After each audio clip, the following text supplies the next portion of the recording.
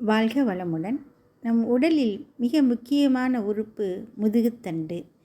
தண்டுவடத்தை பாதுகாக்க நாம் செய்ய வேண்டிய வழிமுறைகள் என்னென்ன? தவத்திற்கு முன் நாம் செய்யும் தண்டுவட சுத்தி, தினசரி தவறாமல் எளிய முறை உடற்பயிற்சி, குறிப்பாக மகராசன பயிற்சி.